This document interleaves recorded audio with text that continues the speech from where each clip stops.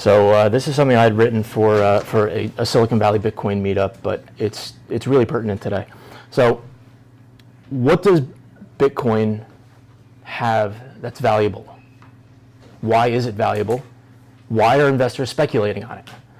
They're speculating on future speculation. But future speculation of what? It's of future utility.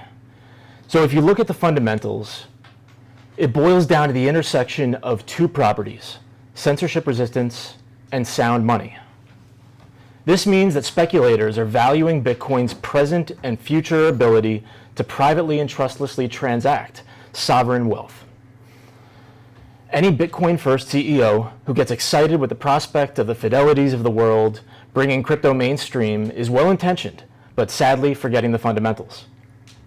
Most crypto companies that are custodians in the US must collect Know Your Customer information, KYC. You've probably heard of that before. But they also have to work extra hard when they do this, because that makes them not just honeypots for crypto thieves because they're custodying funds, but also honeypots for sensitive, personally identifiable financial data. You could say, but George, this doesn't correlate to the value of Bitcoin at all. Yet, I would posit that the systemic vulnerabilities of the service layer can be just as detrimental to Bitcoin's value as vulnerability in the core protocol. So imagine a Bitcoin protocol where some of your transactions natively leaked your identity without consent, or imagine it allowed some stakeholders to block certain wallet addresses from placing valid transactions. Trust in the network at this point would break, and we would see the price drop to the floor like a stinking turd. But our antiquated global financial system currently works in this very way. And we're improperly attempting to force-fit Bitcoin's square peg into a regulatory round hole. When we hear mainstream Bitcoin adoption, air quotes, we don't think too clearly on what the end game of that looks like. And we simply cheer on the large banks, the custodial exchanges, and the regulation-friendly crypto services who announce that they've ushered in the next wave of crypto investors. But let's for a second picture the end game in a regulated crypto world. Let's imagine our beloved, open, and uncensorable Bitcoin network operating in a society where regulated gatekeepers held the only legal participatory access. These gatekeepers can shut down accounts at will. They can block transactions. They can reverse your revenue. This becomes censorship at the service layer, which can be just as detrimental to the utility of Bitcoin as censorship problems at the protocol layer itself. Exchanges are no exception. The long-held FATF travel rule used by 36 countries to report customer identity information on any $3,000 transaction has just now been officially applied to crypto exchanges, but no conclusions on technical implementations. Even if exchanges figured out a way to fall in line with these demands and are able to report somehow off-chain, or God forbid, on-chain, where your customer identity becomes laser-etched into your withdrawal transaction for all eternity, it obviously shows a fundamental misunderstanding of how transactions within It obviously shows a fundamental misunderstanding of how transactions within permissionless, pseudonymous blockchains work. The day the travel rule was announced, BTC dropped almost $1,000. And we know the market reacts wildly to any geopolitical news involving Bitcoin, because despite exchanges having been the biggest enabler of adoption by providing mechanisms of trade, exchanges are actually the most vulnerable link in our Bitcoin ecosystem.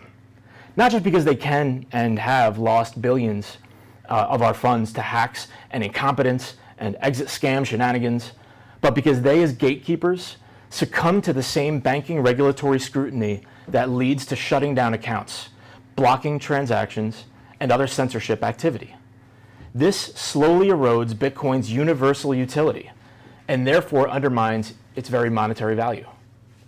So why would we continue to go to the racetrack if the horses that we're betting on are all malnourished and they have broken legs? I'm not sure if venture capitalists see things this way. Hundreds of millions of dollars were pumped into services like Bakkt, Tagomi, many others. and yet they'll prime the pump of adoption. And yes, they'll reap a large reward for such a feat. But would it be short-lived? Where along the adoption curve would Bitcoin that we know start to sunset and give rise to nothing more than the millennial-friendly digital stock market 2.0? And here's a crazy thought. Could these VCs be investing today in the very companies that ultimately neuter the Bitcoin they thought they were upholding? I want to say that what my hope is to garner conversation on how to support Bitcoin trade for all. Not for some, not for the privileged, not for first world citizens with social security numbers and credit card accounts, but all. If the price on exchanges is linked to the speculation of Bitcoin's future as self-sovereign money for all, then imagine the price set by shifted expectations that all really means some. And Bitcoin becomes nothing more than Bitness as usual. And that's it.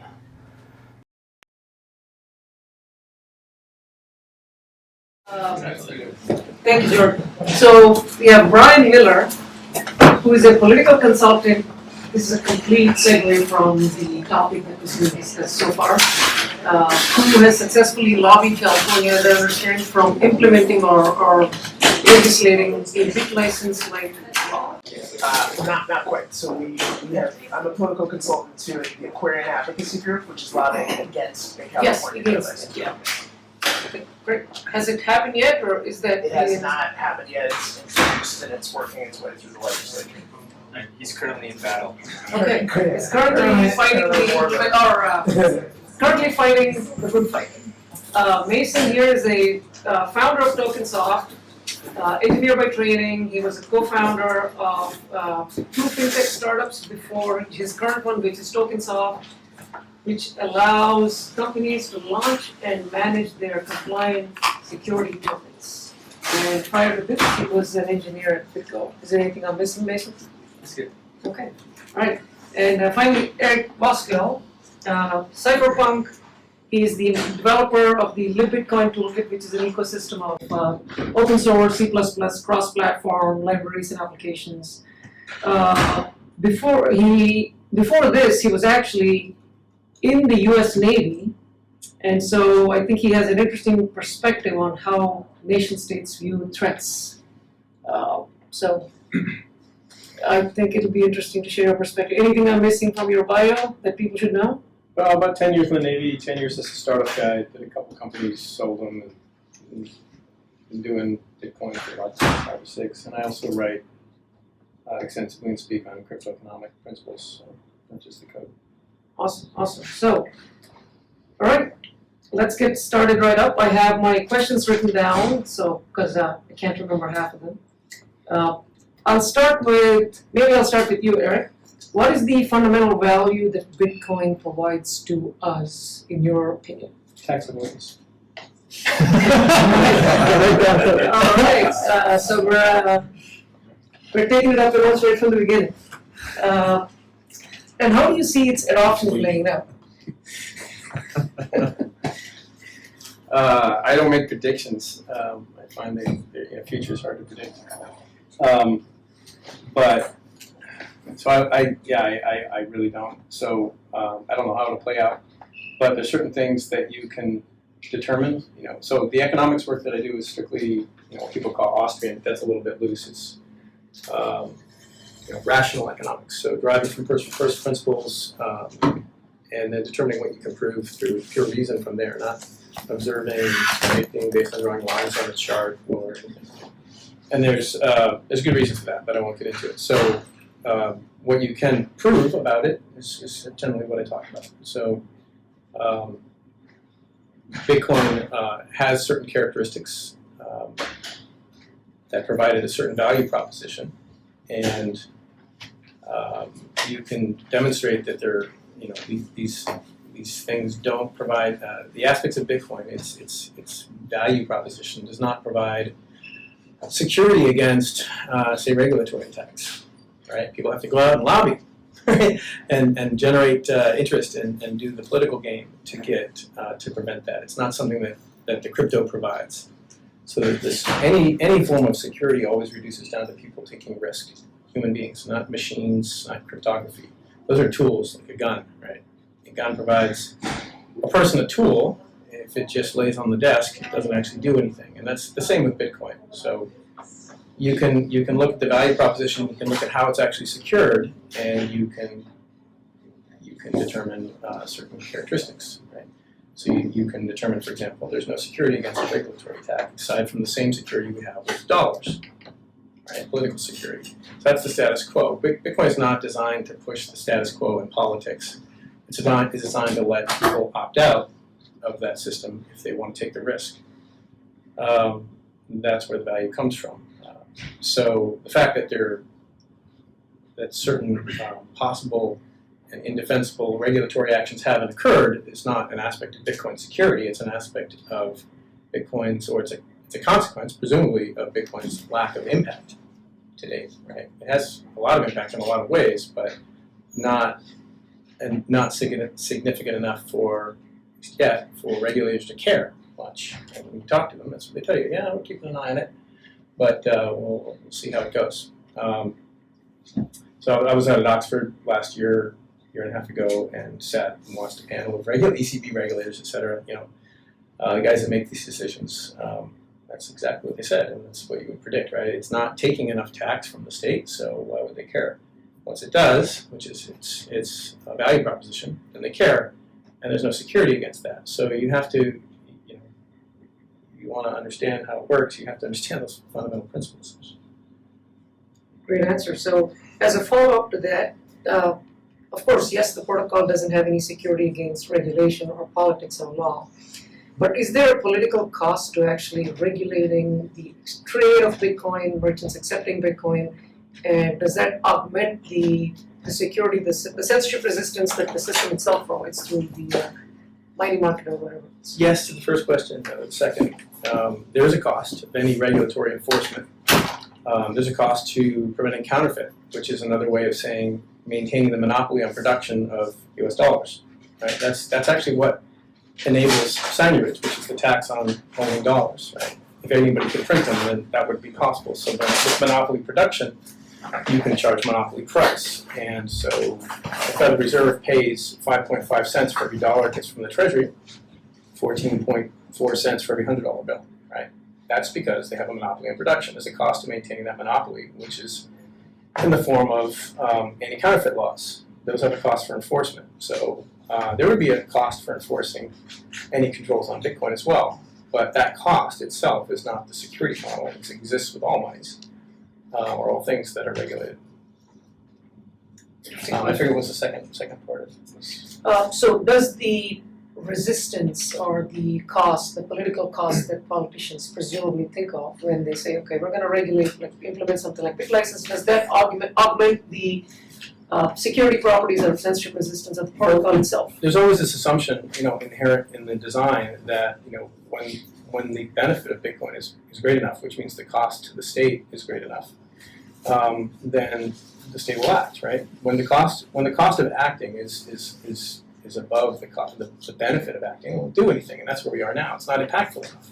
I mean, how much tax dollars are, in terms of regulatory avoidance, currency control avoidance, inflation avoidance, how much tax dollars are people really saving in Bitcoin right now? Yeah, it's a casino, but that's not tax savings, right? So people are speculating on that future savings and that future utility that comes from using the money. And you can't put a number on that, but presumably it's not high enough that the state cares enough. So once it does, it has the option to act. You can't prove that it will act either. We could just go on forever like this in this honeymoon phase. All you can say is that the Bitcoin security model has certain characteristics that allow people to continue to use it when it's not allowed. That's what we mean when we say permissionless. Right? We can use it without permission. It still takes risk. Good. What are you? I'll get the next question to Mason. What are your thoughts on regulated endpoints from Bitcoin to fiat or Bitcoin to securities or other regulated assets?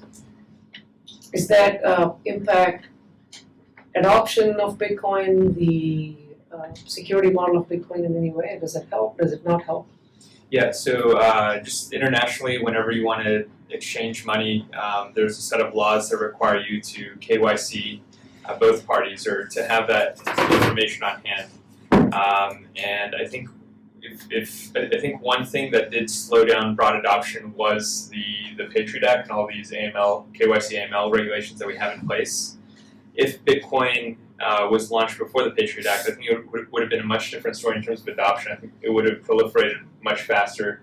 I think the companies that were building on top of it would have grown a lot more quickly unhindered. And so I do think that when companies do have to comply with these various regulations, that is operational overhead that they have to take into account. They now have to have processes and procedures for adhering to these regulations. There are also licenses that they need to go get if they do want to hold someone else's funds now.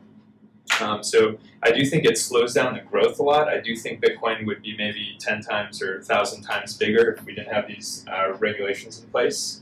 But it is sort of where we are, and it just so happened, Bitcoin could have probably launched before the Patriot Act. It's not necessarily the most novel technology. It's just novel coordination of different concepts that enables Bitcoin to be possible. So I do think it hinders growth and does limit the types of companies that can grow on top of it, and the types of people that can make those companies successful is very limited. So that's an interesting point. So taking Eric's earlier point about we being in the honeymoon phase, while we're in the honeymoon phase, once we exit the honeymoon phase, it doesn't matter how big the adoption is or how many people want it. If the state wants to act, they will. That's the assumption, or at least the I guess the assumption we can make when we're trying to get the security model. But before we get there, if entry and exit from Bitcoin to fiat because of KYC ML or other regulatory hurdles is a major point of friction, does that change the eventual trajectory in any way? Maybe Eric, you can answer this. It's your turn. You're waiting for that, right? Does it change the trajectory if there's action? No, does it change the trajectory that we have so many more hurdles or more friction for adoption before we even exit the honeymoon phase? So we talk about Maybe the honeymoon never phase, and it's not a bright line, right? The stuff Mason's talking about is regulation. It is these controls, right? We're already seeing, and have seen from the start, KYC ML, and if we can speculate on how much it prevents adoption, but that's a cost that some people won't risk, right? They won't risk it, and without the benefit, there's no reason for them to use it, right? So, if you know you're going to get KYC AML, I mean, I got kicked off of Coinbase a few months ago. I don't know why. It just kicked me off. I wasn't doing anything strange. I was just, had a regular buying going on. I had it for like 6 years. So it just kicked me off. Okay, well, I can't. No, these costs already exist, right? So they'll just get more burdensome if there's more, if the state sees more value in doing so. But there's certainly, the more onerous they get, right, the more it prevents people from making that. Presumably, right, people are going to at some point stop and say, I'm not taking that risk, right? And so, yeah, that there's a hindrance to adoption. On the other hand, you could argue that people that say keep their money in a web wallet or Coinbase or custodial service aren't actually using Bitcoin, so it doesn't make any difference whatsoever, right? I just sucked it out, put it in my wallet, but I always knew that it was tagged with my identity. I wasn't that stupid. So, these costs will hinder. I mean, I had people say, if it was just declared money laundering to accept Bitcoin, I wouldn't do it. People who are very big on it, they just say, nope, I'm not going to do it. I do think one thing that's sort of a side effect of this is it really filters out, or it sort of filters in all the people that are the most passionate about owning Bitcoin.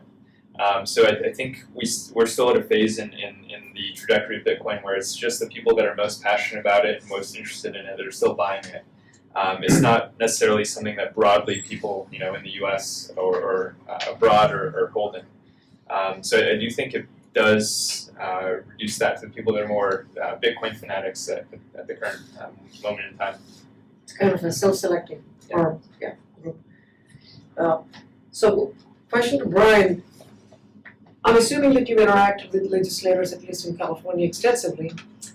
what is their thinking in terms of, like, there's segments of Bitcoin, right? When you look at Bitcoin, okay, are you going after exchanges that are unregistered or registered in the United States? Or are they going after supposed virtual money transmitters like miners? Because there's an argument that miners are money transmitters because they're actually confirming transactions, and there's some, violate some section of the consent code or something. So where is the brunt of legislative focus in the Bitcoin ecosystem? Well, right now? it's very broad in California. The bill that we're fighting right now is a uniform act that's been passed by something called the Uniform Law Commission, which is pushing bit licenses in all 50 states. And this particular version of the bit license is in a lot of ways actually worse than what New York did and much worse than what Washington State did. It is a parade of horribles. We put them on our website at theaquariangroup.org. I won't read them all off, but if you know, I think most of you know the mass exodus that happened from New York after the bit license passed. It would be just as bad, if not worse, in California.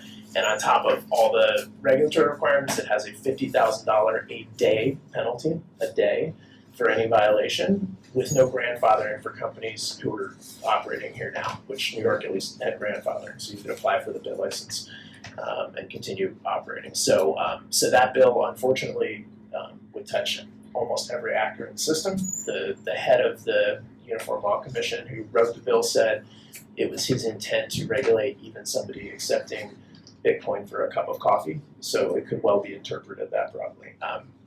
To answer your question though, just a little more cynically, because I deal in politics, politicians think what the well-funded constituents tell them to think. They're not actually thinking about this from a holistic level, like the way everyone in this room is. What they're doing is they're listening to big banks lobbyists who are coming in and they're making all kinds of arguments about consumer protection and all kinds of things that have already been addressed in other areas of law. And I would only, add to your point, it's true that the state will act if they think there's next tax revenue at issue, but they will also act when the banks are loud enough that they see it as competition. And I would argue that we're there already. That's where the New York bit license came from. And that's what we're starting to see with the spread of bit licenses across the country. Yeah, the banks are going to lose revenue if nobody did anything. Money all goes somewhere else, and that's lost campaign donations. And, lost money in the pockets. Yeah, the banking lobbyists have more foresight than the politicians. How good do you think the understanding among the legislators is of what Bitcoin is? Oh, zero. Just for context, California passes about 2,000 bills a year. We have the most active legislature in the Western world. They are in session virtually all year for a 2-year session. It's just unheard of. A member of the assembly in California represents more constituents than a member of Congress in California. So, we lobby on integrated campaigns on a lot of issues, and I can assure you that even the committee chairs of very specialized areas like telecom or energy know almost nothing about the underlying issues. And you can find some staff members who do from time to time. But A few. a few. But in California, we have term limits, which plenty of good arguments for. But it makes the lack of understanding even more severe because you've got most people are in office for 2 to 6 years before they're running for something else. So we can't win this fight by talking about the underlying logic of all the great things that we're doing. Not that alone. We have to engage in the political fights, and I think the community is just waking up to that right now. Gotcha. So that's maybe one area where work ethic is not always a good thing. Yeah, that's fair. So, I want to go across, starting with you, Mason, and I guess I'll probably get a uniform answer. What is your view on regulating exchanges? Is that good? Is that going to help adoption in the short term or medium term at least? Should there be less of it, more of it? What's your point of view on that? I think our laws and regulations all exist for a reason. Like the reason that we protect against certain things is because at some point something bad happened and someone said, okay, it would be a good idea to have a law that would protect people against this happening again. And so I think there's definitely a good reason. I don't think all the concerns necessarily transfer over when you incorporate blockchain, just because there's a greater element of trust and transparency. So I think some of these regulations are worth a revisit, but I think I think the intentions of the regulations is generally right. And that's to protect consumers, ensure no one is scamming someone else or taking advantage of someone else. So generally, I think they're good. I do think they make things harder, and I do think they're worth a revisit because not all those concerns are necessarily relevant today. Excuse me. Yeah, whenever anybody asks me what people, it's like predictions. Whenever anybody asks me what people should do, I always give the same answer. They should do whatever they want. That's the objective. I mean, that's the point, right? I'm going to tell people what to do. But when, as an adherent to the non-aggression principle, when you ask me what the state should do, I always say the same. They should do nothing, right? So, simple answer, right? Yeah, they should not regulate anything. It'd be great. I feel like I can guess your political party by now. Which would that be? Come on. I don't make predictions. I don't have a political party.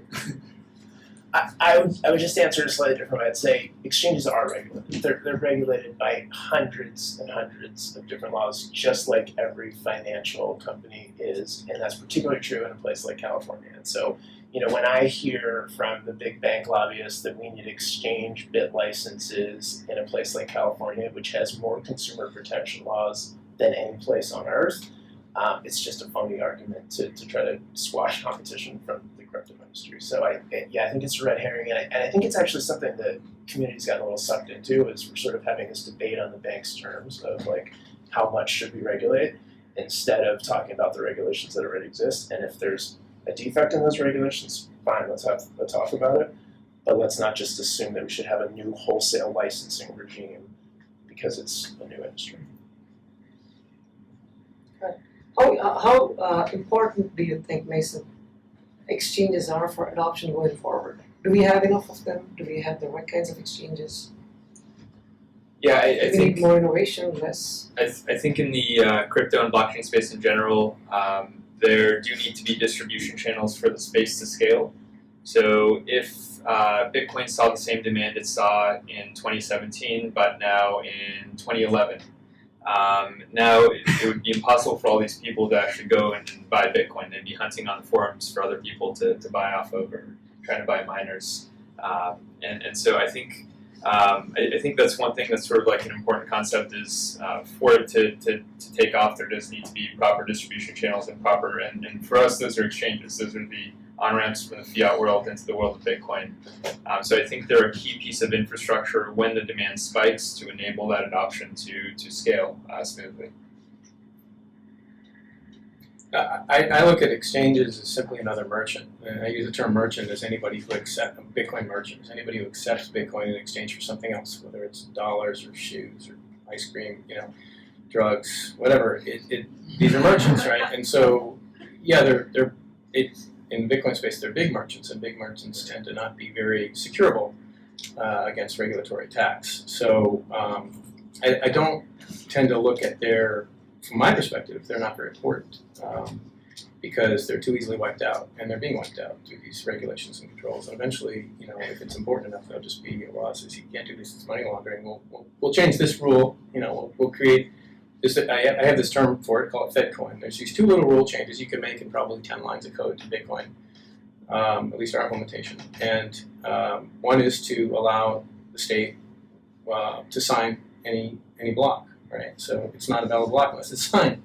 Therefore, they have full control to restrict who can transact, require identity fully for transaction, which is what we have in the existing legacy financial system. It's not actually a big change for them. It's a minor change technically, and it's one that everybody that's in the white market would accept, or they would become criminals and they'd be black market. Right? The other change is simply to allow those blocks to include inflation. Right? Just tiny rule changes. Maybe just 2 lines of code, maybe. So I don't imagine, hey, this just wipes this out, this goes away. I imagine these gradual changes to the point where now, basically everybody that wants to use Bitcoin is forked off of the white market, the regulated market. And that's so easily done, I don't see it as important, right? But the larger the organization, especially white market, the less likely they are to be able to survive that. So When I look at adoption, I look at who's actually using it that would be willing to use it if it was not allowed. And it's hard to measure that adoption, but to me, that's what's important. So speculating on exchanges is well, it's payment services not very interesting. So is that because there is an organization with real identities, with anchors in the legal system? Is that Yeah, so we talk about decentralization. There's all these organizations. It's highly decentralized. Maybe there's 1,000 Coinbases out there, right? But look at just business in general around the world. How many companies are there? How many individuals are there that are in business, right? They all pay tax, right? Either that or they're black marketeers, right? So being decentralized is not enough. The reason for decentralization in Bitcoin is so you can hide, right? The reason for anonymity, the reason all the data is public is so anybody can get it, right? You don't have to, sign up somewhere and provide your identity to get access to blockchain data. There's no secrets in it. There's not even any encryption really necessary in Bitcoin, right? It's just public data that's verified it's verified through validity instead of verified through identity or, an authentication or identity. So very different than the legacy system, right? So the reason for these things is one of the three principles that I talk about that secures Bitcoin, right? The ability to share the risk, to spread it out, to hide. So you can be heavily decentralized, but not be hiding at all, right? And of course, just the hiding property, not necessarily the centralization, decentralization is I mean, if you could be one big anonymity organization that runs this whole thing and do it completely covertly, Liberty Reserve, that's what they tried to do, right? One big organization on an island somewhere that's outside state control. They found out they weren't, right? So being big enough to matter and then being visible enough to attack, even if you're outside of the presumed regulatory regime, doesn't even work, right? So being decentralized is not about, not just about splitting it up in a lot of little pieces. It's about those pieces being able to go away. So they can't be simply, like any business in California that's got a brick and mortar shop that registers with the state, they're regulated. If the state says this is a crime, they will not do it, or they will go away. They will go away from the whole Bitcoin space, in the white market. They'll become black marketeers. So, the reason for decentralization is trust minimization. We talked about that, but that trust in some entity is really about that entity not being trustworthy because they can easily be taken down. So you doesn't don't trust that create like a unique threat, because all of these exchanges, Coinbase or whatever it is, they're actually acting as depository institutions. They hold your Bitcoin. They have huge Well, it's just their Bitcoin. In that case, it's just their Bitcoin. It's the user's Bitcoin, presumably. No, from an economic standpoint, it's theirs. You've lent it to them. You have something else you hold, which is a promise to get it back under certain conditions. But it's actually theirs, right? I mean, unless these being metaphorical, control, physical control is ownership from an economic standpoint. You have a contract which you own, right? That you can use to get back ownership. So when I look at, you lay out a security model of Bitcoin, I think of it as a graph. There's this graph of people who accept. And every person that accepts Bitcoin forms this kind of social graph. It's not nodes, right? Every person has to have a node to be on this graph. But they could have 10, there's still just one node or one person. And that person can decide to resist, right? To not obey and do what they want or not. And the level of their resistance is not measurable. But the bigger the graph, the more that risk has been spread out. A very large node on that graph, say Amazon's taking Bitcoin, they're not actually, they're large in terms of accepting a lot of coin, which makes them more important, but they're less important in their inability to resist, right? So it's more about a quantified measure of security, looking at the distribution of this graph than a qualified. Ideally, what you'd want, a perfect, security distribution is every single person on the planet accepts the same amount of Bitcoin all the time, right? Perfectly evenly distributed. And does so anonymously, it has the same willingness to resist, right? But that's completely immeasurable. And that's the security model. It has nothing to do, sure the crypto's got to work and other stuff, there's technical risk, but when you look at the security model of the money, it's that resistance. And miners fall into the same graph, essentially. They accept Bitcoin in exchange for money, energy. So it's even more critical, mining is, than exchanges for the long-term survival of Bitcoin. What's important is there's merchants, there's people that accept it, otherwise the money's actually useless, right? I mean, it has no use value in itself. You can't eat it, you can't sleep on it, you know, you can't live in it. So it's only useful in that you can get other stuff for it eventually, right? You can speculate on the ability to get stuff in the future. People speculate on all prices. That's not unique to Bitcoin. But if there is no such ability, because nobody accepts it, it's literally useless, right? You can't get anything of use value from it. Gold's a little different. It has use value. More than half the gold that's mined every year is actually used in jewelry, and people hold it, you know, in expectation of future, you know, either being able to use it for that or being able to trade it for something they want. Bitcoin has no use value. It's actually, that's the definition of fiat, really. Bitcoin is a fiat. It's just not a monopoly-controlled production fiat, right? State money is fiat, has no use value. You can burn it, you know, you can roll it up and use it for things, but it's you know, it's got, we consider, none of these things are bright lines, right? We consider that a marginal use value. Bitcoin has marginal use value. You can use it for time stamping. But that's what fiat means. It means no use value. It's just declared to be a money, right? Somebody said Bitcoin's a money, and people use it as money. Somebody said it's dollars a money. The difference really here is monopoly control on production. Anybody can produce Bitcoin. It's illegal to produce dollars. So there's a difference which results in signage. So I forget why I got off on fiat. You mentioned it, but Well, the question was, or the new question is mining under the same threat as our exchanges as we know them? well, exchanges are just one merchant. Every merchant's under the same threat, right? If McDonald's takes Bitcoin, they're under the same threat as, you know, Coinbase that takes dollars, right? And they tend, yeah, so everybody's under that threat of money laundering, right? You're accepting this money without knowing who's giving it to you, okay? Miners, so you have, Bitcoin breaks down into two categories. You have miners and merchants. And Bitcoin is actually a market. It's a market between these two actors, right? Merchants, like imagine Visa, right? They accept Visa card, and then they buy confirmations from the Visa company, send the transaction over, they get it confirmed. They're actually paying for those confirmations. Right? You can accept it and never send it to them, it's worthless. But so there's a market between merchants and Visa, which is the same kind of idea as the market between merchants and miners. Merchants need the transaction confirmed. The person spending the money doesn't want the transaction confirmed, right? It's the merchant who receives the money. So they buy these confirmations. It doesn't really matter, you know, economically who's actually putting the fee on the transaction. It's the fact that it has to get confirmed that the merchant's not going to give the stuff. So you have this market between these two entities, and like at all markets, they get attacked by the state. And the state wants to extract something from that market, information to enforce other tax or tax directly through signage. They want that. And the market is designed to make it easier for people to resist that. So miners are important, and if you can prevent confirmation, you can control the money. But mining, like merchanting, is just as anonymizable. It doesn't require public data. It doesn't require anything but energy, which is the most ubiquitous thing that exists.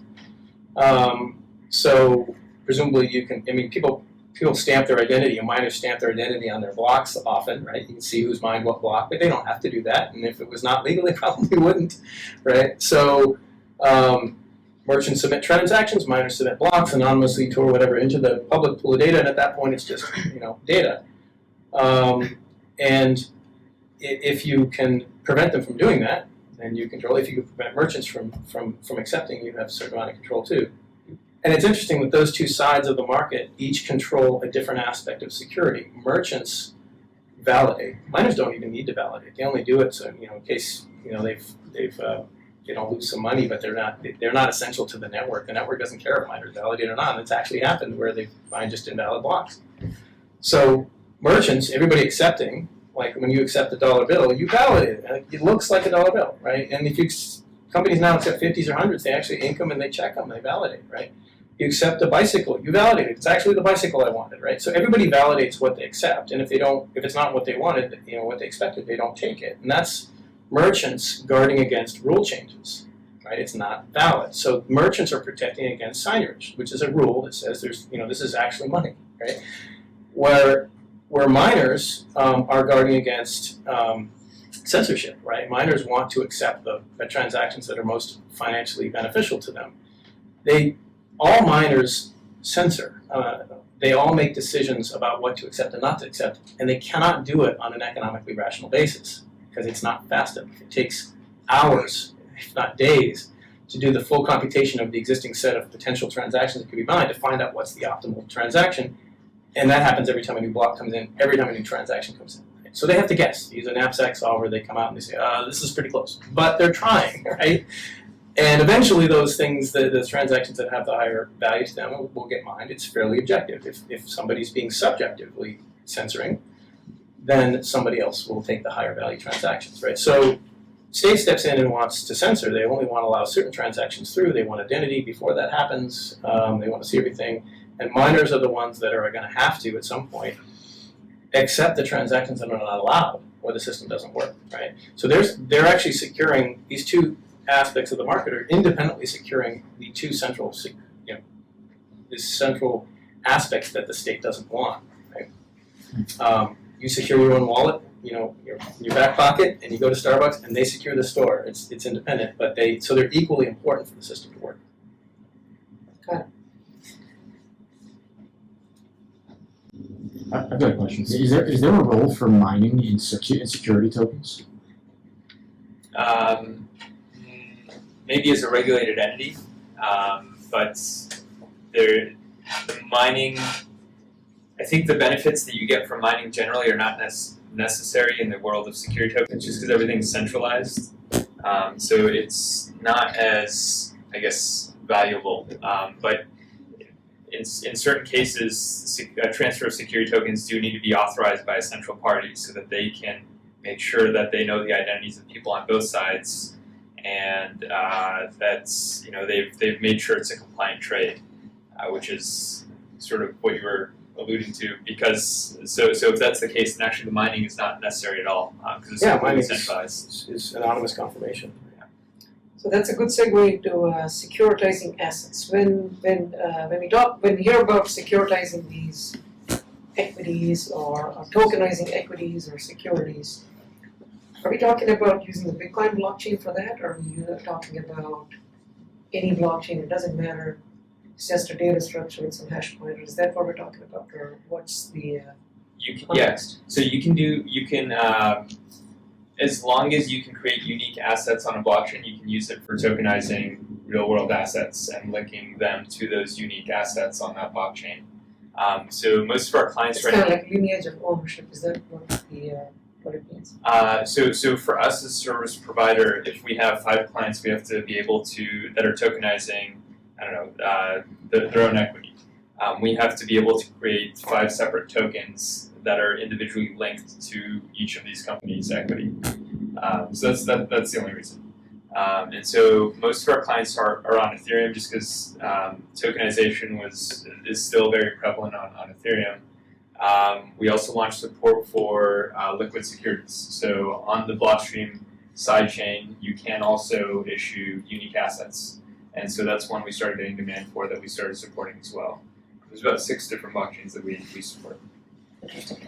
So in the case of a Bitcoin token, it's secured by, presumably, inflation is limited because the inputs have to be more or equal to the outputs. And then there's a cost of generating them, which is the block production cost, right? What is what anchors the trust in the tokens that are, assets that are tokenized, securities that are tokenized? Is that just the cap table enforced by law, like in the traditional system, or what is it that brings the trust to that? So you still do have to trust the issuer like you would traditionally. The securities laws are just very, very robust, and so they strip away a lot of the benefits that you get from using Bitcoin, for example. So Bitcoin maybe has 10 different features. Not all of them necessarily translate once you link the asset once you link the token to a physical asset, because now you have to treat it as security. And so the things that it strips away are the decentralization. So now the issuer has to be able to revoke any token that's out there, just because you don't want people just handing your equity to one another, because that breaks the transfer restrictions. Well, I do, but others don't. Yeah. And so, and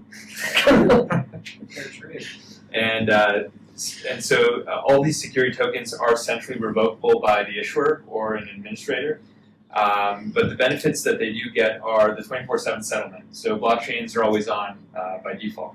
And so when you do use a blockchain like Ethereum or Liquid Securities or the Liquid Network to settle these transactions, you can now do that 24/7. The other sort of change that is sort of brought to the space of securities is the last few years we've sort of forced these lawyers to go figure out securities laws internationally, just because the blockchain is natively like peer-to-peer.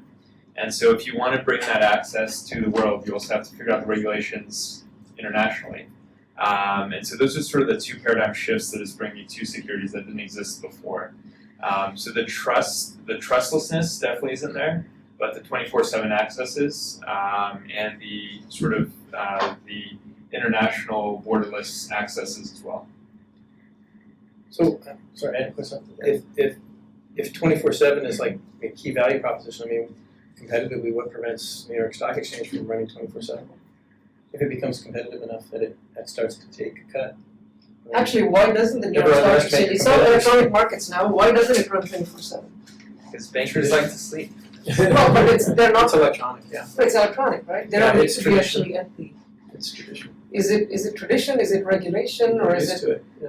is it I mean, tradition? some markets don't operate that way. I mean, some things are traded 24/7. I mean, a lot of things are traded 24/7. These things we call securities, you know, a little bit different. But I mean, and the border stuff, right? It's not borderless because you got to go figure out all the regulations for all these things. This is what they do. Also, there's securities that trade across borders, certainly. So those are all things that could easily be done if they wanted to do it. There's nothing stopping, stopping. So as an entrepreneur, and I've done this, it's like it's always a risk underestimating your competition, and that's kind of a hazard there, because really there's not. If you do something better than you think the competition can't do, you find out they can actually do it, right? So to me, I wouldn't consider those central value propositions, right? They're just maybe you're ahead of them, which is valuable in the short term if you're invested in that. But eventually, if it became a material distinction that was impacting their revenue, they would say, we got to compete. Let's go 24/7. It's like online banking. You can do online banking 24/7. You used to have to wait till they were open, right? It's changed a lot. Interesting. So how big is the issue of this 24/7, lack of 24/7 trading in international markets or access to other markets like you were mentioning? Yeah, I would preface all this by saying like we don't know what the killer app is yet with security tokens, but these are the two like primary distinctions versus traditional securities. So I think it's just going to be iteration on these concepts that sort of reveals what the killer app is at the end of the day. I think the only other distinction is maybe the compliance. So traditionally when these securities transfer, it's very discretionary. There have to be lawyers that review the transfer, or there has to be some sort of manual review and upkeep to ensure that the transfer is compliant. So the other one is that now we can sort of enable a paradigm of preventative compliance, which I think is going to enable more liquidity. So if you do have all the people in this network now, and you can automate the compliance to the point where unauthorized transactions are just prevented, you decrease a lot of the compliance costs. So you front load the KYC, AML and all of that. Once you bypass that, then there are not going to be any hurdles into your trading or liquidity. So that's probably the only primary difference, but yeah, I think definitely we haven't figured out what's really amazing about this yet, and the industry is still fairly early. Interesting. Brian, do you want to weigh in on that with security tokens and how the regulators are thinking about it? I think that the thing to keep an eye on here is it's not just going to be the federal regulators who take opinions on this going forward, it's going to be the state regulators as well. And we see that in traditional securities laws with state blue sky laws where states have a parallel role here, and Washington gets an enormous amount of attention for logical Washington State, DC. Washington, D.C. in that case, sorry. So what's going on at the SEC tends to get, I would say, almost all the attention actually from a regulatory perspective. But increasingly, the theme is going to be what's happening at the state level as well. These bid licenses are the canary in the coal mine for that. But you will see more. So securities are regulated at the state level. Yeah, oh yeah, absolutely, absolutely. Entirely parallel regulatory regime, and it hasn't gotten to Bitcoin yet, but you can assure that it will. Anybody who's ever sold securities knows that all your registrants, they have to be, every state they live in becomes another hurdle for you, right? You gotta register with every state. Are we seeing regulatory arbitrage across national boundaries? Obviously, you're saying maybe zoning in closer to state level, but I remember the New York bid license. A lot of companies moved out of New York because they refused to comply. Right. Are we seeing international regulatory arbitrage as well? Yeah, and I think like for instance, we have talked to some exchanges who've said, and I won't name them, but they've said we're going to give up on the U.S. markets entirely because we can't fight it. We can't stop the next New York. I think that's a very bad decision. There's way too many customers here. There's way too much intellectual capital here, and if the U.S. takes a position in even half the states, or even just California and New York, which is a huge percentage of the market, I wouldn't expect that to not spread to other countries, because that's the way it works. What happens in the U.S., then the EU starts to follow it, and then we start having other Western democracies start talking about it. So at some point you have to draw a line in the sand, right? I've had some concerning conversations where I feel like people are just trying to outrun or outsmart the regulators. I had a conversation the other day, for instance, where somebody said, well, if I just get a banking license, I don't need a bit license. And to your point, if that was a real threat, the banks would stop you from getting a banking license. Or they would use their own banking license to do what you're doing. Yeah. So, and this is a lesson, I'll just bring you from the trenches of Sacramento and other state capitals.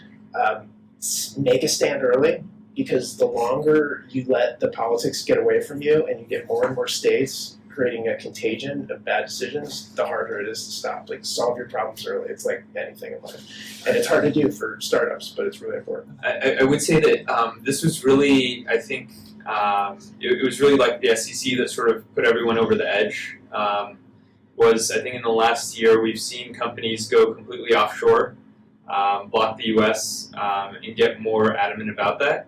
Are you talking about crypto companies? Yeah. Or general? Yeah, Crypto companies. all crypto companies. I think the other trend is we do speak with regulators internationally in addition to US regulators, just proactively, just to get a sense for things. And I think the one thing we're seeing is that the international regulators would love to have these Silicon Valley companies come and domicile there. And they're doing everything that they can to be proactive with regulations and to be sort of helpful versus aggressive to make that happen. I've even seen, I think it was Poland started investing in startups. And these are in the millions of dollars to attract them to get domiciled there. And I think that's the interesting dynamic that's sort of happening is these regulators are competing to bring Silicon Valley companies overseas. Excuse me, can I Yes, just please. real quick? Eric, you mentioned something about the government maybe requiring you to sign on every block, right? You had Sure. this. Yeah. Can you talk a little bit more about that?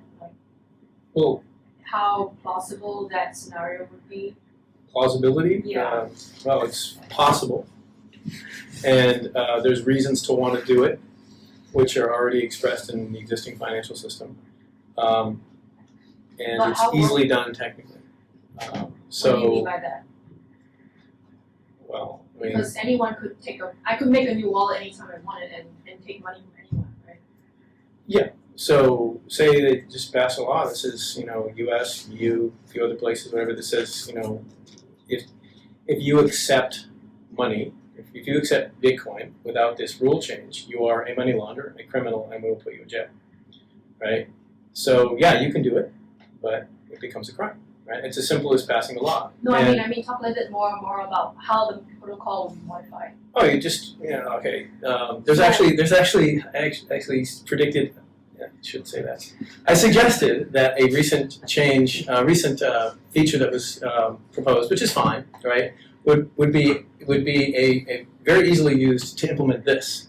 There's a reg test, which is a variation on the Bitcoin consensus rules, so you can do testing more easily. And it actually essentially does just this. It puts a signature in, I don't remember exactly where, but imagine if you took the header, which is 100 bytes or so, and you added another 32 bytes for 256-bit signature, and the consensus rule. So okay, a little bit of data, and you made a rule that said if this signature is not validated by this public key, which is distributed as part of all implementations, then it's not a valid block. So it just gets discarded, right? This block just gets discarded as invalid, even though they're Bitcoin blocks. So people that are using Bitcoin keep accepting them, and this forks off. So now you have FedCoin, which is the blocks are only valid if they're signed by the state, or a tree of signatures that are distributed to their agents, like the Federal Reserve System and their banks, etc. Right?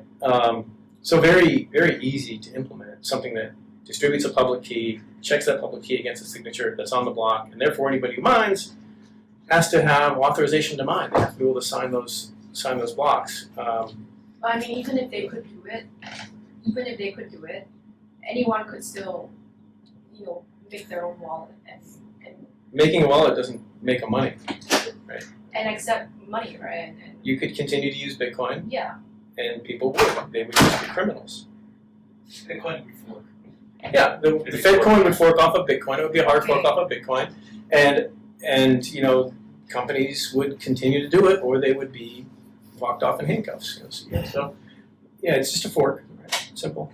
I'd be really interested to know if there's any constructive meeting between regulators and cryptocurrencies. Because if there isn't, then aren't we just heading to a place where one day Bitcoin becomes either irrelevant or doesn't actually get big enough so the state stops it? That's what I generally propose when I suggest this. I don't say when it's going to happen, if it's going to happen, but the value proposition puts you in that place. But what is the accommodation between? There isn't an accommodation. The value proposition. That's going to be future, right? Because either is a lending banned or it doesn't. Okay, but fade into irrelevance. I personally not ever here to be sunny. I'm here to be accurate, right? That's the proposition. I work on Bitcoin and have worked full time on Bitcoin as a volunteer for 6 years. I believe that there's value in Bitcoin, right? It's just not the same value that a lot of people tend to see. So I talk about it in ways that I try to be as accurate as I can. Everything I say, I believe I can prove, from a crypto economic standpoint, and I don't speculate on what might happen, what people might do. I just suggest that, if it gets to this point and there's enough desire, they can do this, right? And if the value proposition of Bitcoin, which, if you look at it, I have a hard time finding any other value proposition, right, which is avoiding currency controls, which is avoiding inflation. All these things are created by the state. Without the state, these don't exist. We wouldn't need Bitcoin, right? And if we could solve these problems politically, we would just vote for it. We vote for good money, right? We vote for no currency controls, cross borders, whatever. So you can't find a solution to that in politics, and you can't find another value proposition in Bitcoin. So if this is the value proposition, that we're actually avoiding tax and state controls, and that's why it's ultimately valuable, then you definitely end up in that place where you're in a conflict. There's no common ground here. This is people being able to say, I want to leave this system individually, not as a majority, because they could already do that, right? This is individuals saying, I'm just going to go save my own money, I'm going to spend my own money, I'm going to do it however I want, I'll take the risk of doing that. And all this other stuff that people put on Bitcoin, Satoshi didn't put on Bitcoin, right? He made this thing, it does what it does. When it's big enough, it's sort of full stop for everyone. So it's good for right now because it's not so big that it's a threat, so they're not going to set it and stop it. When it gets big enough, it falls apart for the white market, right? The white market is by definition people accept the law, right? So people who don't, that's my definition, right? People always argue about this. It's like it's simple. If it's legal, it's illegal, right? So it falls apart for people who are not willing to take that risk. Yes, it's never pretended to be anything but that. Other people, when people come along and put their own ideas on it, and I've never had that idea about Bitcoin, that it's just, maybe in the first few weeks, but, that it's just this thing that's just going to wipe out, just gonna, without the state ever caring or doing anything, it's just going to replace all this taxation, right? That's a direct conflict. Good. I have a question for you. I think, previously in our presentation, you mentioned something about Bitcoin being a fiat. And, if Bitcoin is not, you cannot exchange it for goods or service or products, right? It's worthless. Which is true of everything. Yeah, Across that's true every of money, everything. right? But, there tends to be a group thing on Twitter these days in the crypto economy, crypto group, right? Like people are saying, don't spend Bitcoin, use your credit card instead, right? It's a store of value. There's that narrative going on. And that Bitcoin is, you're supposed to hoard it, instead of using it. What's your take on that? It's kind of a pet peeve of mine. You can't store value. You can only store stuff. Value is in people's minds, right? How much somebody wants something versus what something else is a subjective choice. And in economics, at least rational economic theory, we make no assumptions about why people do that. Except for time preference, which is actually an exception to that rule, which we assume people value things now more than later. We assume it. We can't even prove that, right? But we can prove why people value things. People value things for their own reasons. And what somebody will trade with somebody else is due to the subjective valuations of those two people. So how do you store that? You can't, right? You can store stuff. You can store gold, you can store Bitcoin, you can store anything you want. But when you go to actually use it, if it has no use value as a money, as a fiat, right? It's not worth anything unless somebody else is willing to trade you for it. And that's only determined by those people at that time and you. It's not stored, right? So this idea that we're storing value, yeah, we're storing Bitcoin and we expect it'll have value. We're speculating on that future. And maybe it's a reasonable speculation, but it's purely a speculation, right? In other words, you're just betting on what people will do in the future. You're not storing what they'll do in the future. So this idea is based on history, right? And history is not a predictor of future events in economic theory. But because it's held up, I mean, if the price was just declining, right, $100 a day for the last 2 years, would people still be making this argument? No, this is based on what they've seen, right? So it's kind of a big casino, and the reason it happens presumably is because it's being monetized, right? So there's a certain amount of it. People are moving from. They're speculating that their dollars will be worth less than their Bitcoin in the future. So they're moving one to the other, right? That speculation, it can go on for a long time, right? Those things are not predictable. These are also just valuations. But to get any use out of it, you have to be able to trade it for something at some point in the future. So you're actually either using it to buy something now, or you're speculating you'll be able to use it to buy something in the future. Speculation never determines price, ultimately. It only guesses on what it will be. Otherwise, it's a circular definition. So is it a bad thing that no one is using Bitcoin? Well, people are using Bitcoin. I use Bitcoin, right? I mean, sometimes I try to use it and can't use it. Sometimes I use it and, I bought beer with it in Amsterdam a few months ago. I don't hesitate to use Bitcoin. If I want more, I just take the cash I would have spent on the beer and buy some Bitcoin, right? Why not? So it's the scenarios in which you can use it that make it more useful, right? It has different properties than other monies, and it can be more useful in different scenarios. So, yeah, it's like, there's always an ATM out in front of the strip club. Why is that? Why do people exchange the money, then use the dollars, and then go back out, right? It's that kind of thing. Like these monies have different uses, right? And Bitcoin is kind of like that, right? It doesn't make sense to use Bitcoin for things that you're going to give up your identity anyway. You're going to go buy a car or a house. Like, why would I do it? I just use my dollars. Saving in Bitcoin versus saving in dollars might be wise, given that dollars tend to have signage and Bitcoin doesn't. But I don't know. I just ramble on forever about it. Hope I answer your question. I agree with you. There's just tends to be like a lot of people really rejecting the idea of even spending their Bitcoin. This is the same thing in the financial industry in general. The vast majority of it is just nonsense and it's speculation. People don't understand the distinction between speculation and investment, and people go for advice, and the whole industry is set up to give people advice, which is all bullcrap. And that's the way I look at this idea that Bitcoin is just a casino, right? Just buy and hold, and yeah, having some is great, and have as much as you want. I don't tell people they should do anything. I tell people if they're like, if I'm giving it to them and they don't really know it, I said, like, this could go to zero tomorrow. I'm not telling you what it's going to be worth. I'm just telling you, this is what people pay for right now, and who knows.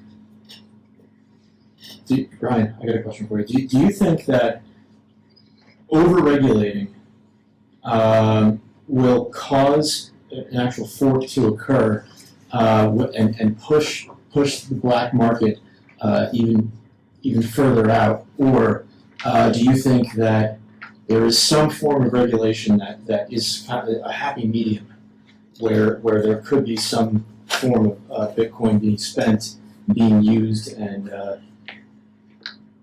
even though it may not be as anonymous as it used to be? I have no idea what the market participants are going to do, but from the political perspective, I would encourage everyone who wants to get to that day of some accommodation being made. But most industries come to some long-term agreement. It's not a truce, but it's some long-term agreement about a fairly stable level of regulation. Whether that's acceptable or not, is to the market participants is beyond my expertise. But I'll say this: if you want it to be acceptable, you have to build your political reserves along the way. Politics it's not a static exercise. You know, sitting here right now, the banks have all the power. This industry has essentially zero. That can change quite fast. We see a change in Sacramento all the time with new industries. I mean, a year ago, Facebook was one of, let's say 18 months ago, was one of the most powerful companies in Sacramento. They could get any bill they want. Now, they are toxic for reasons that are well known.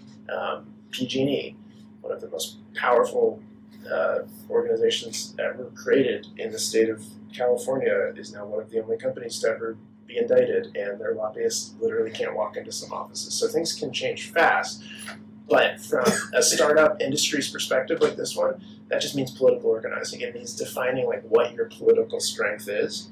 I would argue that the political strength is public opinion. I would argue that if you actually start testing these issues with the segments of the economy and the people who would benefit from it the most, those can be very powerful voices to talk about all the great uses for not just Bitcoin, but blockchain more generally. That's not being done. And my call to action to everybody in this room would be, you've got to get involved in that process, or whatever that long-term result is going to be a very bad one, because there's really, at the state level, essentially no political organizing going on at all. Could we all organize and create a Bitcoin religion? It would be protected. It is tax exempt. So going back to your earlier question about hoarding versus using, each one affects the security model in different ways, right? Hoarding, some people think doesn't do anything. Using or transacting adds to the transaction fee. At some point may be important for censorship resistance. I think you've written extensively on this. Given that, is there an optimal, or at least an optimal adoption strategy as to like everybody hoarding versus everybody using, not hoarding at all? I mean, like I said, people should do what they want and save as much as they want, spend as much as they want. That's the thing. But is that important for Bitcoin though, as a system? Well, what people should understand is that all money is always held by somebody. It doesn't just exist somewhere else and then you hoard it, right? It's always held by somebody. So this is not about holding on to it. This is about somebody else, trading it to somebody else who holds on to it. So if people value it more highly because they're willing to hold it, or only willing to trade it at a certain price, that's how they value it. But if nobody trades it for anything, it's absolutely worthless.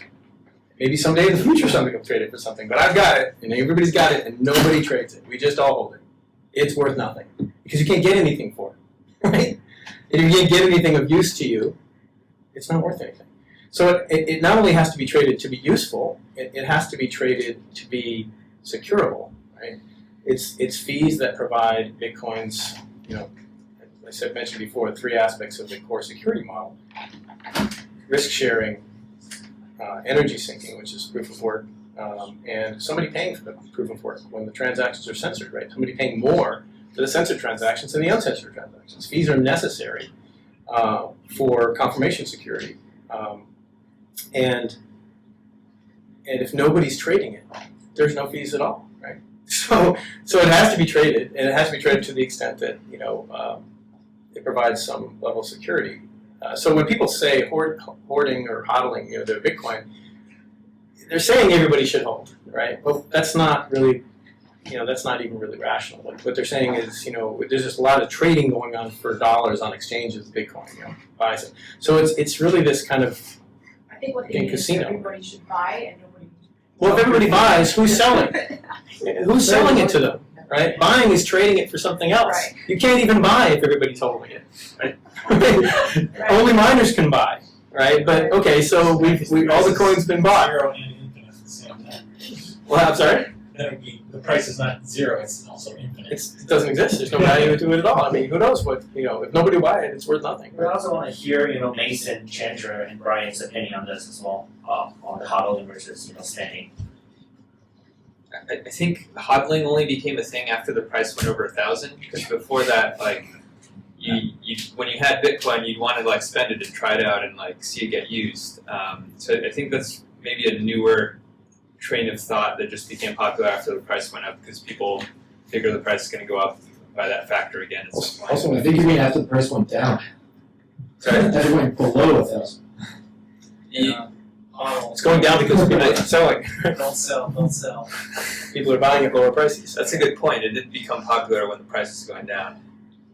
Yeah, when it looked like fees were going to get too high, like when the price really spiked, fees started to actually matter, and people no longer saw it as a just a regular money because it was too expensive to trade. Although it was invented, I think, when the price was tanking, I think it was still a meme. No one took it seriously as a religion, and after the price started going up, then it became a religion. It was just something that you do with Bitcoin. Hyper-unification. Yeah.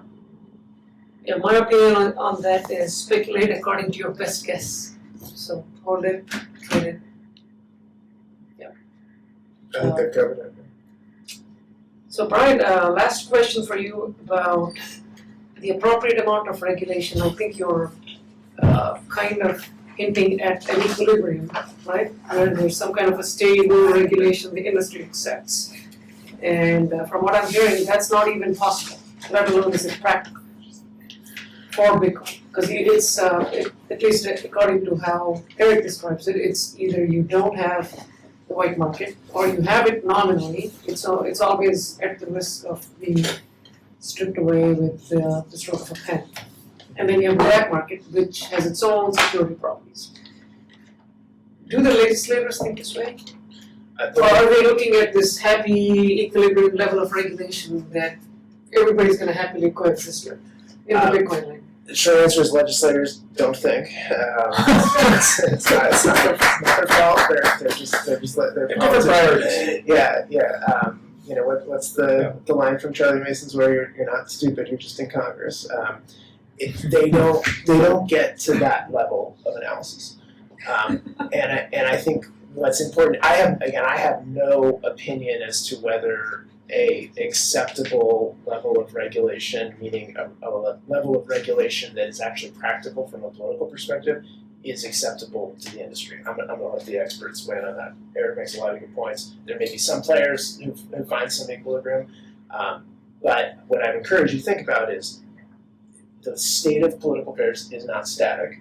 I would say right now it's on a path to not having any form of compromise, because the banks have all the power and they're getting everything they want. And again, New York, BitLicense, if California gets it, those are the two largest economies in the country. You can rest assured that will happen in most of the rest of the country. The dominoes will fall.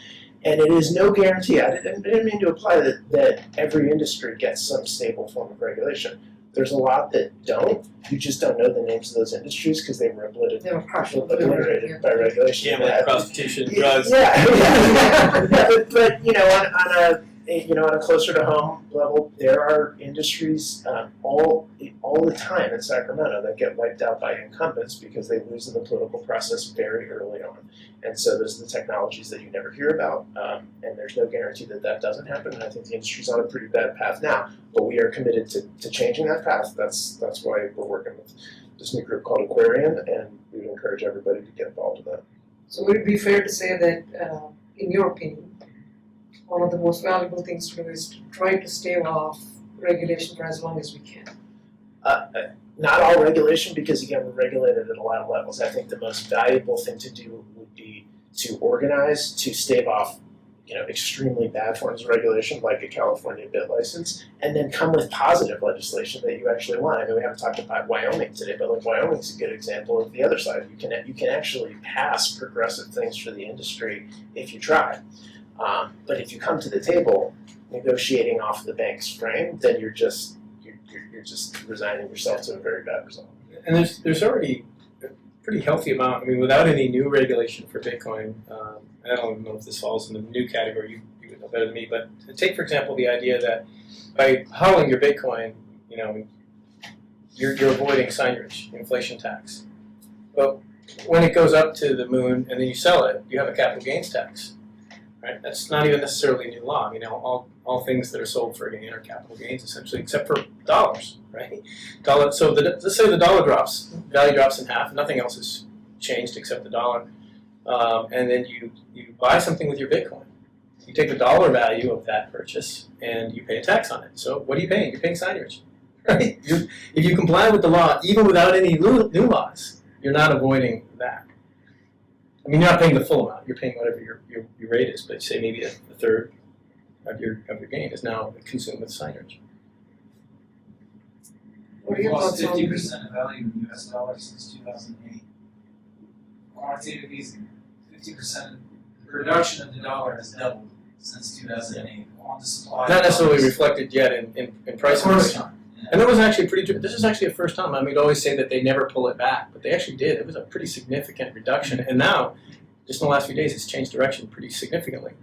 But yeah, there was a pretty dramatic, take a look at the Fed obligations numbers, and it went down a lot. I was surprised.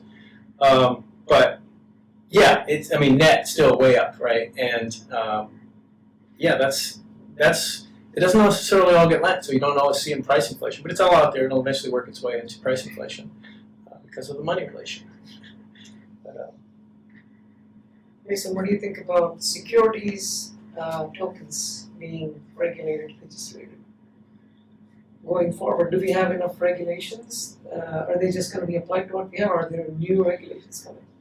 I think so we think of our company as sort of like a mapping in between the blockchain and the regulations. I would say the regulations are already fairly robust and fairly strict. And the reason is just like the history of like banking was not always the cleanest cut. And so there's a lot of regulations to protect against like people, for example, inflating how much revenue they have to raise more money and scam people out of their money. And there's regulations around like how you should store and hold someone else's securities on their behalf. And I think if you compare like the way I think about it is like 2017 before was the era of like figuring out banking regulations. Like how do we hold Bitcoin as a currency? What do we be regulated as? And it's very binary. You're either holding someone else's money or you're not.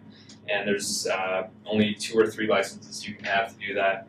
But then with securities, there's like maybe 6 to maybe 10 different licenses that you can have as a broker dealer to do different types of activities. And the reason is it's all like the game of securities is very like psychologically based. Like people buy into a company because maybe they're excited about it. Maybe someone sold them into it because they were talking it up. And so it's sort of like the world of psychology. It's a lot more complex. There's a lot more different things to protect against.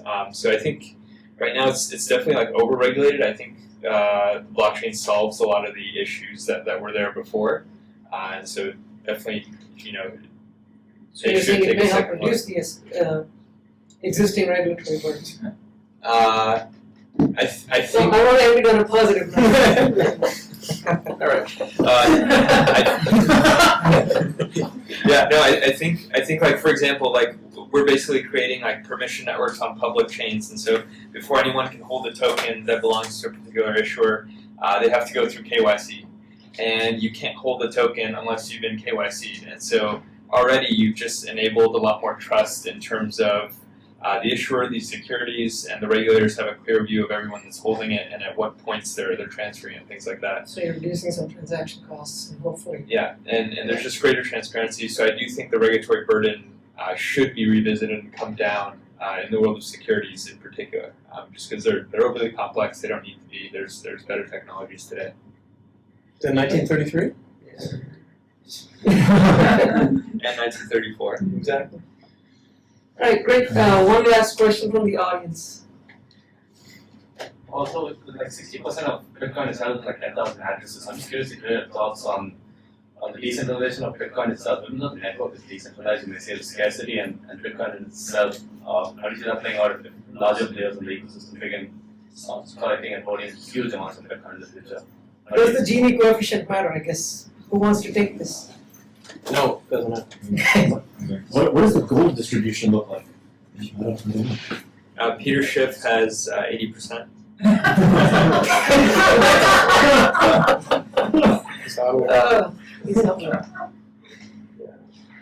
yeah, wealth distribution economically is not a problem. When people want to get some value out of it, they have to spend it, right? It ends up with other people, right? So I just think that's a red herring. It's, if the money's useful, it has to be used with money. I mean, and just look at wealth in general. Anybody that's wealthy, you look at, I don't know, Bill G or somebody, right? How much they keep under the mattress or in their safe, right? It's all invested. To a higher percentage than people that aren't wealthy, right? The wealthy actually have less of their money on hand. It's all in somebody else's pocket, but a promise to come back. Building and making whatever. Now this is one of the things that's interesting about hodling. That's not investing, that's speculating. So if you literally took, I don't know, his 50 billion or whatever it is now and put it in $100 notes and stuck it in the safe, it's not invested. It's going to depreciate. If it was gold, it would depreciate because there's a carry cost, and it's not invested, so there's an opportunity cost, right? So investment is the sole source of production, lending your money. So if everybody hodled, right, all money, all the time, and nobody actually ever lent it to anybody, even if they spent it, but they never lent it to anybody, nothing would get produced. There'd be nothing to buy, right? So even people with significant wealth will eventually have to invest it. And there's people that will say, well, Bitcoin will never be rational as an investment because it's a deflationary money and it will grow faster than investment returns. Well, that's speculation can cause something to grow at any rate, right? But that's based on what we call the money relation, right? The ratio of the amount of money, the number of units of money, to the number of things demanded in the money. And the money relation is why people say that, right? There's a fixed supply and there's increasing demand. But the money relation, therefore, if it's the money relation that's causing it to increase in value, it increases in value at the rate of increase of demand for it, which means economic growth, right? If there's no economic growth, there's no increase. I mean, it's the only money, right? Why is it going up in purchasing power? Because there's more stuff being demanded in the money. Well, economic growth so interest tends to be around 10%. Every not every year, but over any extended period of time. Economic interest is around 10%. And economic growth, which means the increase in the amount of stuff in the world, tends to grow at around 2, maybe 3%, which means depreciation, which is the difference, the rate at which stuff is lost, destroyed, consumed, is 6, 7, 8%. Right? So, okay, if growth is only 2%, then the money can only grow at 2%. Hey, the denominator in the money relation is growing at the rate of economic growth. Okay, well, and it has to be lent. Interest has to be earned, right? New things have to be created for that to happen. So it always makes sense to lend any money because interest will always be greater than depreciation of stuff, or you have economic contraction and eventually you have no stuff. Right? If you have a negative growth of 2% a year, eventually there's nothing in the world. So economic growth is natural. People always want more stuff, and recessions are exceptions to that, where something has happened that's unusual. And so, yeah, it would always make sense to lend any money. Now, in the case where it's being speculated, there's speculation on that future growth, or it's being monetized. That may not make sense. But if we look at the money rationally, you have to lend it. The money has to go out, or you suffer a big opportunity cost. It has to produce stuff. So, somebody holding on to a big bunch of it, short term gives people pause, but money tends to find its way out to other people. Does that answer your question? Appreciate that. Thank you.